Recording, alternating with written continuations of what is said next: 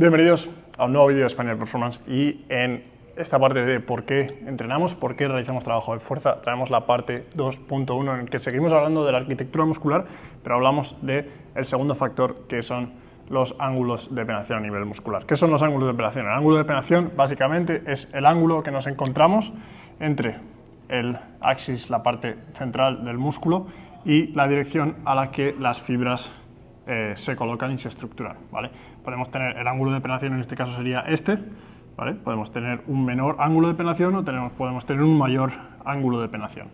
Os pongo varios ejemplos aquí, un par de ejemplos. En la mitad del cuerpo muscular, digamos, tenemos un menor ángulo de penetración en este caso, y en este caso tenemos en este lado un ángulo de penetración mayor, que es este ángulo que nos encontramos aquí, ¿vale? Entonces vamos a estar hablando de la importancia de los ángulos de penetración en el trabajo de fuerza, y porque es algo que quizá no tengamos que tener en cuenta, pero tenemos que conocer. Estamos hablando de por qué entrenamos el trabajo de fuerza y esto es uno de los factores importantes que tenemos que conocer y tenemos que valorar.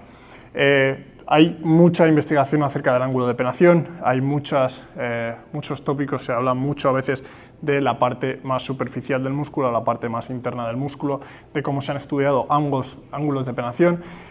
Es un estudio que se hace con ciertas imágenes que son difíciles de captar en muchos casos en la parte más profunda de la musculatura, por lo tanto las investigaciones no son 100% claras, pero sí que tenemos una idea general bastante clara. Lo que tenemos que entrar a valorar ya si es algo de lo cual nos tenemos que preocupar realmente o no. En este caso es algo informativo, es algo que debemos conocer, que es importante tener en cuenta simplemente como parte de nuestro conocimiento y para entender cómo funciona el trabajo de fuerza, el trabajo de velocidad que realizamos y cómo afecta eso a la arquitectura muscular.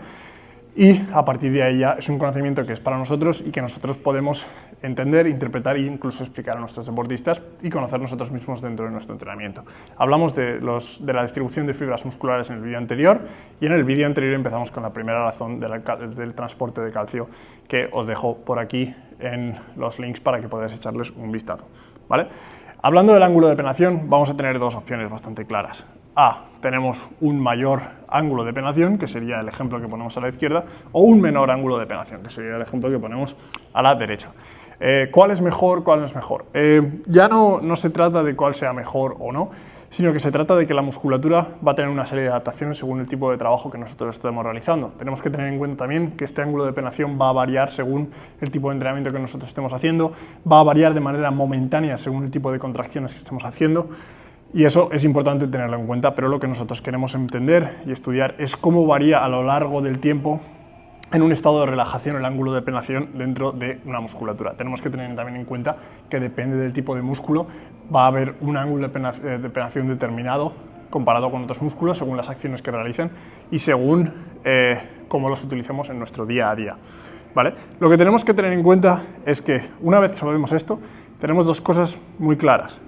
Que cuanto mayor es el ángulo de penetración de la musculatura, mayor es la capacidad de fuerza, de ejercer fuerza del músculo, pero perdemos la capacidad de ejercer esa fuerza a alta velocidad, es decir, perdemos la velocidad de la contracción.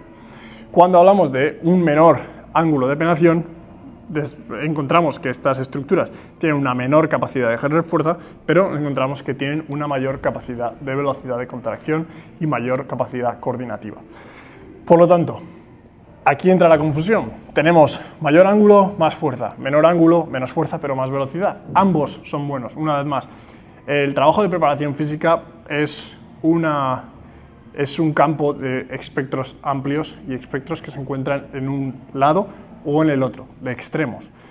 Pero ¿qué tenemos que tener en cuenta? Que lo ideal siempre se va a encontrar en cuantificar y en encontrar la parte ideal en la cual nosotros nos tenemos que encontrar como deportistas.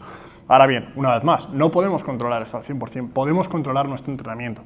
¿Por qué se producen estas diferencias entre el mayor ángulo y el menor ángulo de penetración? Tenemos que tener en cuenta que va a depender de la estructura del crecimiento muscular y de cómo se estructuren los sarcómeros. Podemos encontrarnos que en un mayor ángulo de penetración vamos a encontrarnos más sarcómeros en paralelo que van a ayudar a esa producción de fuerzas, y en un menor ángulo de penetración nos vamos a encontrar una mayor aumento de sarcómeros en serie que nos van a ayudar a la velocidad de contracción. Por lo tanto, ambos nos están ayudando. ¿Qué quiere decir esto? ¿Podemos reducir el ángulo de penetración? No está tan claro. Yo incluso me arriesgaría, y esto es una presunción mía y tendría que incluso que investigar un poco más de lo que ya he hecho, pero es difícil trabajar con minimizar ese ángulo de penetración. Se puede aumentar y se puede reducir el aumento que se produce de ese ángulo de penetración. Pero eso ya sería meternos a elucubrar un poco, ¿vale? No quiero meterme ahí, sino quiero meterme en la parte práctica y en cómo debemos aplicar este conocimiento a nuestro trabajo. Y nos va a dar la razón una vez más, como nos la dio con la distribución de fibras musculares.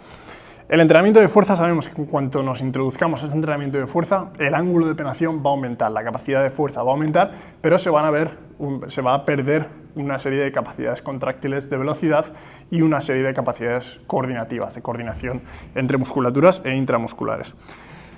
Y con el entrenamiento de velocidad sabemos que probablemente mantengamos ese ángulo de penetración menor y aumentemos los sarcómeros en serie que nos van a ayudar a mejorar a la velocidad de contracción. ¿Qué tenemos que tener en cuenta? Que nosotros buscamos fuerza, pero también buscamos velocidad. Son los dos objetivos que tenemos como deportistas. Dependerá mucho del deporte que estemos practicando. Hay deportes que van a necesitar una mayor cantidad de fuerza y hay deportes que van a necesitar grandes cantidades de fuerza, pero va a primar la velocidad. Por lo tanto, ¿cuál es la conclusión aplicada a nuestro entrenamiento? Que las dosis de entrenamiento que nosotros recibimos son súper importantes, teniendo en cuenta que tenemos que estructurar el entrenamiento de un deportista en el cual la velocidad es rey. Tenemos que entender que todo el trabajo que nosotros realizamos tiene que ir orientado a que el deportista sea capaz de moverse a altas velocidades y produciendo fuerzas a estas velocidades.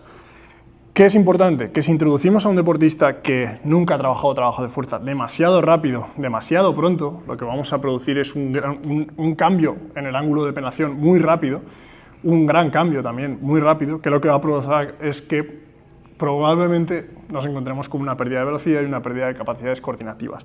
Por eso, una de las claves es introducir este trabajo de fuerza poco a poco, con unas dosis adecuadas, con poca fatiga y con un trabajo adecuado de velocidad que lo acompañe y trabajo deportivo, ¿vale? Entonces tenemos que tener en cuenta eso, la velocidad es reina y la fuerza no es más que una herramienta más para ayudarnos a aumentar esa producción de fuerzas. Por lo tanto, una vez más, ¿qué queremos? ¿Menor ángulo, mayor ángulo? Queremos el ratio adecuado de ángulo de penetración. No controlamos para nada cuánto va a cambiar eso, lo único que controlamos es cómo podemos otorgar esas dosis de entrenamiento al deportista. Esto es algo que debemos conocer, pero que no vamos a poder tener un gran control sobre esto. Podemos tener un control sobre la dosis de entrenamiento y al tener un control sobre la dosis de entrenamiento tendremos un pequeño control o por lo menos podremos alterar cómo se varía esta parte de la arquitectura muscular. Por lo tanto, una vez más, dosis adecuadas y para eso, ¿qué puedes hacer? Empezar a entrenar con nosotros con el trabajo de Spaniard Method 2.0, fundamentos, o puedes empezar a trabajar dentro de una preparación física organizada, con un preparador físico que sepa lo que hace, que sabe darte las dosis adecuadas dentro de tu deporte y lo que necesitas, y para eso buscar maximizar tu rendimiento. Así que nada, como siempre, tenéis recursos gratuitos abajo para los que no habéis empezado a entrenar conmigo. También podéis entrenar ahora mismo y empezar con los programas de Spaniard Method 2.0 y Spaniard Method Foundation sin material, así que nos veremos en el próximo vídeo.